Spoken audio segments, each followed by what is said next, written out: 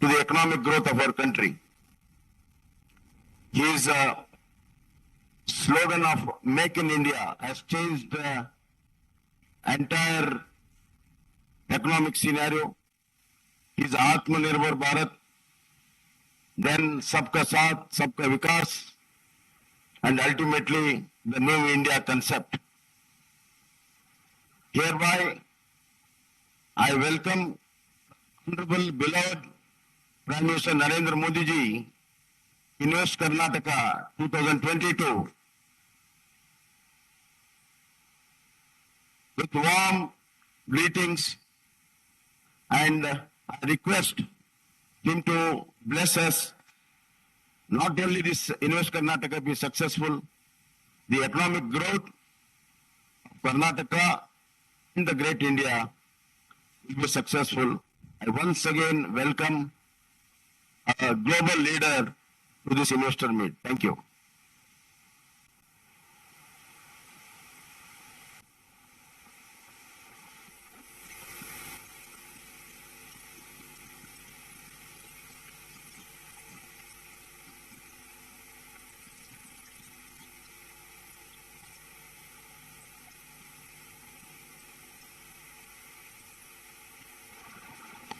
We heartily welcome the Honorable Prime Minister of India. We request the Honorable Prime Minister of India, Shri Narendra Modi ji, to kindly deliver the inaugural address. Ladies and gentlemen, please put your hands together to welcome the Honorable Prime Minister of India, Shri Narendra Modi ji. ಮಾನನೀಯ ಪ್ರಧಾನ ಮಂತ್ರಿಗಳು ಶ್ರೀ ನರೇಂದ್ರ ಮೋದಿಜಿ ಅವರ ಉದ್ಘಾಟನಾ ನುಡಿಗಳು. नमस्कार.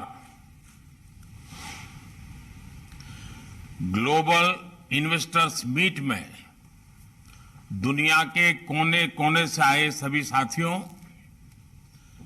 Welcome to India, welcome to नम्मा Karnataka and welcome to नम्मा बेंगलुरु. कल कर्नाटका ने राज्योत्सव दिवस मनाया.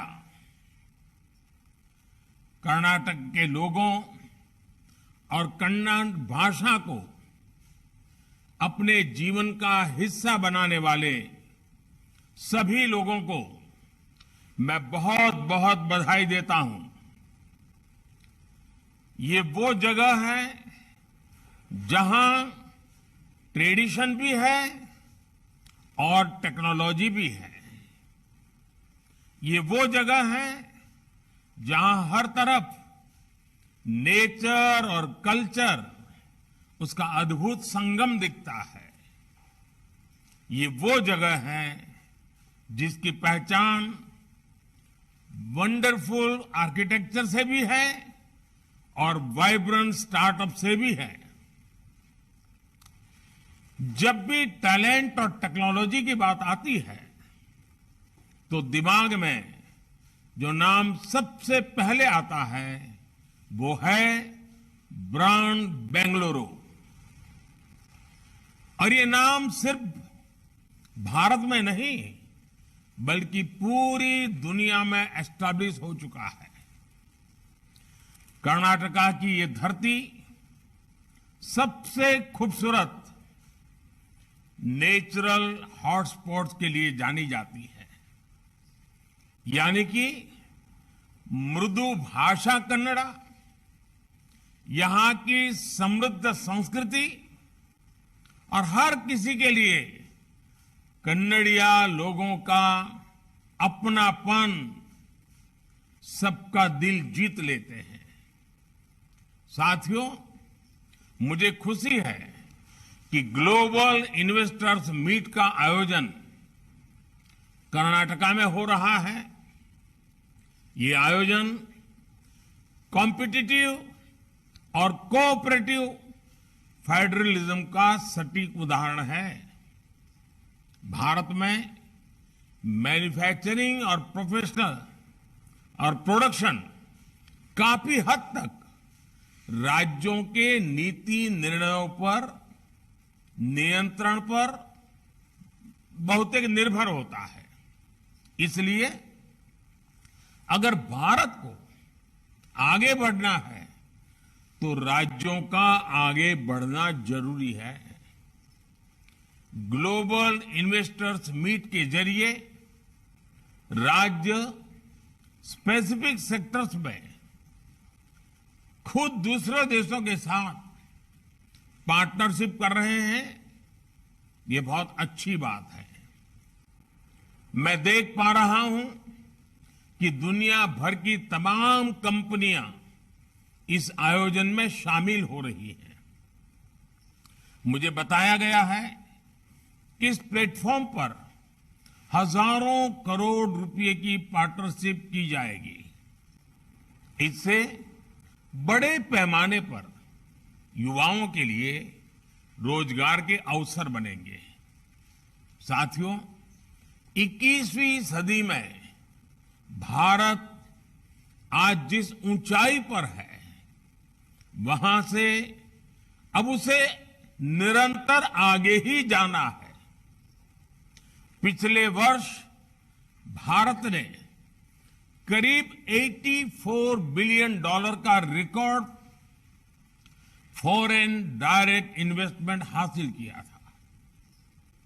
और आप भी जानते हैं कि नतीजे तब आ रहे हैं जब दुनिया कोविड वैश्विक महामारी के असर और युद्ध की परिस्थितियों से पूरी दुनिया जूझ रही है। हर तरफ अनिश्चितता का माहौल है। भारत में भी युद्ध और महामारी से बनी स्थितियों का विपरीत प्रभाव पड़ा ही है।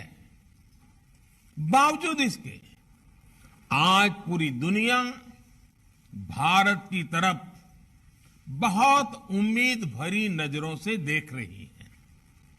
ये दौर इकोनॉमिक अनसर्टेनिटी का है, लेकिन तमाम देश एक बात को लेकर आश्वस्त है कि भारतीय अर्थव्यवस्था के फंडामेंटल्स मजबूत है। आज के इस फ्रेगमेंटेड दौर में भारत दुनिया के साथ जुड़कर और दुनिया के लिए काम करने पर जोर दे रहा है।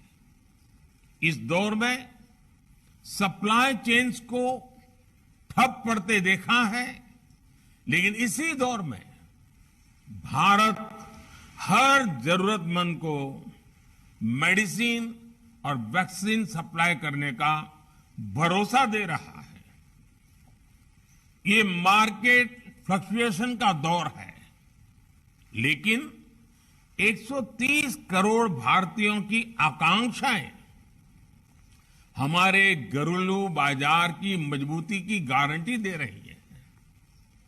और सबसे अहम बात, ये भले ही ग्लोबल क्राइसिस का दौर है, लेकिन दुनिया भर के एक्सपर्ट्स, विश्लेषक और अर्थव्यवस्था के जानकार भारत को ब्राइट स्पॉट बता रहे हैं। और हम अपने फंडामेंटल्स पर लगातार काम कर रहे हैं ताकि भारत की अर्थव्यवस्था दिनों दिन और मजबूत हो। पिछले कुछ महीनों में भारत ने जितने फ्री ट्रेड डील्स किए हैं, उससे दुनिया को हमारी तैयारियों की झलक मिल चुकी है। साथियों, आज हम जिस मुकाम पर पहुंचे हैं, उसका सफर कहां से शुरू हुआ था, ये याद रखना जरूरी है। 9-10 साल पहले हमारा देश पॉलिसी लेवल पर की और उसी लेवल पर क्राइसिस से जूझ रहा था। देश को उस स्थिति से बाहर निकालने के लिए हमें अपनी अप्रोच बदलने की जरूरत थी।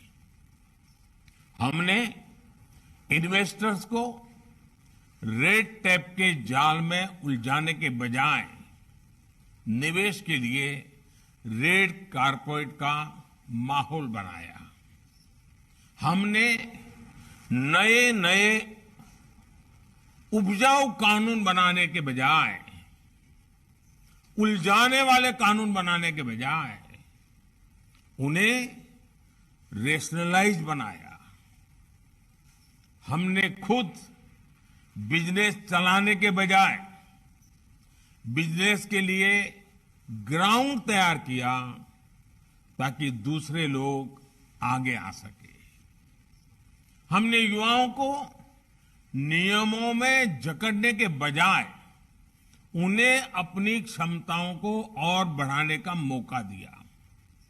साथियों, नए भारत का निर्माण बोल्ड रिफॉर्म्स, बिग इंफ्रास्ट्रक्चर और बेस्ट टैलेंट से ही संभव है। आज सरकार के हर स्फीयर में बोल्ड रिफॉर्म्स किए जा रहे हैं। इकोनॉमिक स्पेस में जीएसटी और आईबीसी जैसे रिफॉर्म्स किए गए। बैंकिंग सेक्टर में रिफॉर्म्स और स्ट्रांग मैक्रो इकोनॉमिक फंडामेंटल्स के जरिए अर्थव्यवस्था को मजबूत बनाया गया। इसी तरह यूपीआई जैसे कदमों के जरिए देश में डिजिटल रिवॉल्यूशन लाने की तैयारी की गई। हमने 1500 से ज्यादा आउटडेटेड कानूनों को खत्म किया। करीब 40,000 गैर जरूरी कंप्लायंसेस को रद्द कर दिया। ये हमने अनेकों प्रावधानों को डीक्रिमिनलाइज भी किया। हमने कॉरपोरेट टैक्स की दरों को कम करने जैसे कदम उठाए हैं। साथ ही फेसलेस असेसमेंट जैसे सुधारों से ट्रांसपेरेंसी भी बढ़ाई है। भारत में एफडीआई के लिए नए सेक्टरों के दरवाजे खोले गए हैं।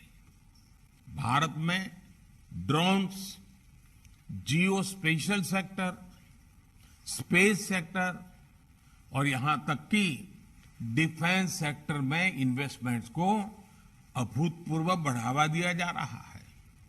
साथियों, रिफॉर्म्स के साथ साथ इंफ्रास्ट्रक्चर के क्षेत्र में भी भारत बहुत तेजी के साथ आगे बढ़ रहा है।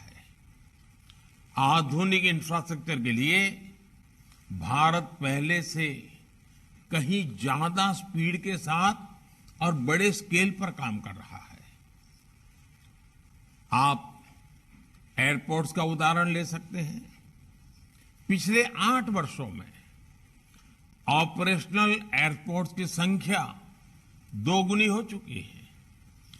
करीब 70 एयरपोर्ट से बढ़कर अब 140 से ज्यादा एयरपोर्ट से उड़ान भरने लगे हैं और अभी कई और नए एयरपोर्ट्स भारत में बन रहे हैं। इसी तरह मेट्रो ट्रेन का दायरा 5 शहरों से बढ़कर 20 शहरों तक फैल चुका है। हाल ही में लॉन्च की गई नेशनल लॉजिस्टिक पॉलिसी विकास की रफ्तार को बढ़ाने में और मदद करेगी। साथियों, मैं इन्वेस्टर्स का ध्यान विशेष तौर पर पीएम गति शक्ति नेशनल मास्टर प्लान की तरफ आकर्षित करना चाहता हूं। गति शक्ति नेशनल मास्टर प्लान में इंफ्रास्ट्रक्चर निर्माण का तौर तरीका ही बदल दिया है।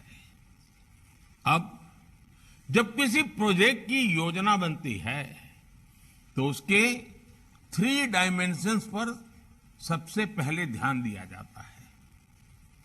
डेवलपिंग इंफ्रास्ट्रक्चर के साथ साथ एग्जिस्टिंग इंफ्रास्ट्रक्चर का मैप तैयार किया जाता है। फिर उसे पूरा करने के shortest and most effective route पर चर्चा की जाती है।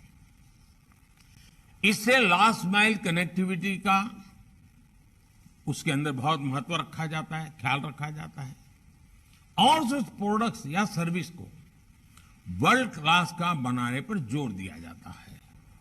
साथियों, आज जब दुनिया इंडस्ट्री 4.0 की तरफ बढ़ रही है, तो इस औद्योगिक क्रांति में भारतीय युवाओं की भूमिका और भारतीय युवाओं का टैलेंट देखकर दुनिया को आश्चर्य होता है, अजूबा लगता है, दुनिया दंग है। भारत के युवा बीते वर्षों में अपने यहां 100 से ज्यादा यूनिकॉर्न बना चुके हैं। भारत में 8 साल में 80,000 से ज्यादा स्टार्टअप्स बने हैं। आज भारत का हर सेक्टर युवा शक्ति की ताकत से आगे बढ़ रहा है। पिछले वर्ष भारत ने रिकॉर्ड एक्सपोर्ट किया है। कोविड के बाद जो हालात है, उसमें ये उपलब्धि बहुत महत्वपूर्ण हो जाती है। भारत के युवाओं की क्षमताओं का विस्तार करने के लिए हमने इंडियन एजुकेशन सिस्टम में भी अहम बदलाव किए हैं। बीते वर्षों में भारत में यूनिवर्सिटीज, टेक्नोलॉजी यूनिवर्सिटीज और मैनेजमेंट यूनिवर्सिटीज की संख्या में 50% की बढ़ोतरी हुई है। साथियों, इन्वेस्टमेंट और ह्यूमन कैपिटल पर फोकस करके ही विकास के ऊंचे लक्ष्यों को हासिल किया जा सकता है। इसी सोच पर आगे बढ़ते हमने हेल्थ एंड एजुकेशन सेक्टर में इन्वेस्टमेंट्स को बढ़ावा दिया। हमारा मकसद प्रोडक्टिविटी को बढ़ाना भी है और ह्यूमन कैपिटल को इंप्रूव करना भी है। आज एक तरफ हम दुनिया की सबसे बड़ी मैन्युफैक्चरिंग इंसेंटिव स्कीम से उसमें से एक को लागू कर रहे हैं, तो दूसरी तरफ दुनिया की सबसे बड़ी हेल्थ एश्योरेंस स्कीम भी की सुरक्षा भी दे रहे हैं। एक तरफ हमारे देश में एफडीआई में तेजी से बढ़ोतरी हो रही है, तो दूसरी तरफ मेडिकल कॉलेज और अस्पतालों की संख्या भी बढ़ रही है। एक तरफ हम बिजनेस के रास्ते में आने वाली रुकावटों को हटा रहे हैं, तो दूसरी तरफ 1.5 lakh health and wellness centre भी बना रहे हैं। एक तरफ हम देश भर में हाईवे का जाल बिछा रहे हैं, तो दूसरी तरफ लोगों को टॉयलेट और पीने का साफ पानी मुहैया कराने के मिशन से भी जुटे हैं। एक तरफ हम फ्यूचरिस्टिक इंफ्रास्ट्रक्चर जैसे मेट्रो, एयरपोर्ट और रेलवे स्टेशन बनाने में जुटे हैं, तो दूसरी तरफ हम हजारों स्मार्ट स्कूल भी बना रहे हैं। साथियों, रिन्यूएबल एनर्जी के क्षेत्र में आज भारत ने जो मुकाम हासिल किया है, वो पूरी दुनिया के लिए मिसाल है। पिछले 8 वर्षों में देश की रिन्यूएबल एनर्जी की क्षमता 3 गुनी बढ़ी है और सोलर एनर्जी की क्षमता में 20 गुना बढ़ोतरी हुई है। ग्रीन ग्रोथ और सस्टेनेबल एनर्जी की दिशा में उठाए गए हमारे कदमों ने ज्यादा से ज्यादा निवेशकों को आकर्षित किया है, जो अपनी लागत का रिटर्न चाहते हैं और इस धरती के प्रति अपनी रिस्पॉन्सिबिलिटी भी निभाना चाहते हैं। वो आज भारत की तरफ उम्मीद से देख रहे हैं। साथियों, आज कर्नाटका के साथ एक और विशेषता जुड़ी हुई है। कर्नाटका के पास डबल इंजन की पावर है, यानी केंद्र सरकार और राज्य सरकार में एक ही पार्टी का नेतृत्व है। ये भी एक वजह है कि कर्नाटका कई क्षेत्रों में सबसे तेज गति से विकास कर रहा है। ईज ऑफ डूइंग बिजनेस में कर्नाटका लगातार टॉप रैंकर्स में अपनी जगह बनाए हुए है। यही वजह है कि एफडीआई के लिहाज में कर्नाटका का नाम टॉप राज्यों की लिस्ट में शामिल है। फॉर्च्यून 500 कंपनीज में से 400 कर्नाटका में ही है। भारत के 100+ यूनिकॉर्न में से 40 से ज्यादा कर्नाटका में ही है।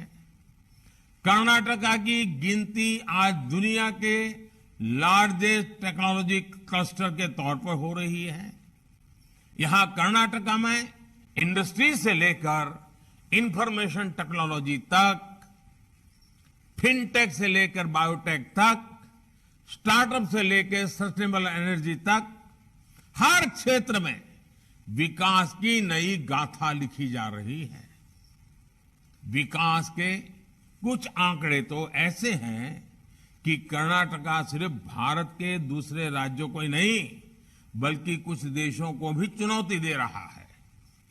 आज भारत नेशनल सेमीकंडक्टर मिशन के साथ मैन्युफैक्चरिंग डोमेन के नए फेज में प्रवेश कर चुका है। इसमें कर्नाटक की भूमिका बहुत अहम है। चिप डिजाइन और मैन्युफैक्चरिंग को यहां का टेक इकोसिस्टम नई ऊंचाई पर ले जाएगा। साथियों, आप जानते हैं कि एक इन्वेस्टर मीडियम टर्म मिशन और लॉन्ग टर्म विजन के साथ आगे बढ़ता है और भारत के पास एक इंस्पिरेशनल लॉन्ग टर्म विजन भी है।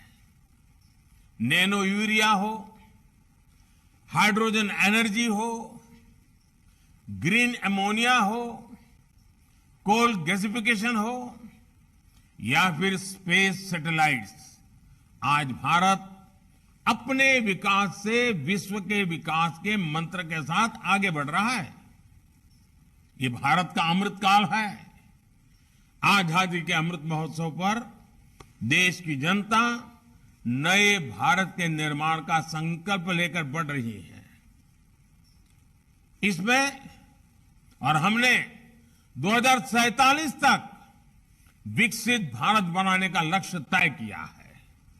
इसके लिए ये बहुत जरूरी है कि आपका इन्वेस्टमेंट और भारत का इंस्पिरेशन एक साथ जुड़ जाए, क्योंकि इंक्लूसिव, डेमोक्रेटिक और स्ट्रांग इंडिया का विकास दुनिया के विकास को गति देगा। और इसलिए हम चाहते हैं कि भारत में इन्वेस्टमेंट का मतलब है investment in inclusion, investment in democracy. Bharat में इन्वेस्टमेंट का मतलब है investment for the world. Bharat में इन्वेस्टमेंट का मतलब है investment for a better planet. Bharat में इन्वेस्टमेंट का मतलब है investment for a clean safer planet. आइए हम मिलकर करोड़ों करोड़ों लोगों का जीवन बदलने का लक्ष्य लेकर आगे बढ़े। इस आयोजन से जुड़ने वाले सभी लोगों को मेरी ओर से बहुत बहुत शुभकामनाएं हैं। कर्नाटका के मुख्यमंत्री, उनकी पूरी टीम, कर्नाटका सरकार और कर्नाटक के लोग के सभी भाइयों बहनों को भी हृदय से बहुत बहुत शुभकामनाएं देता हूं। बहुत बहुत धन्यवाद।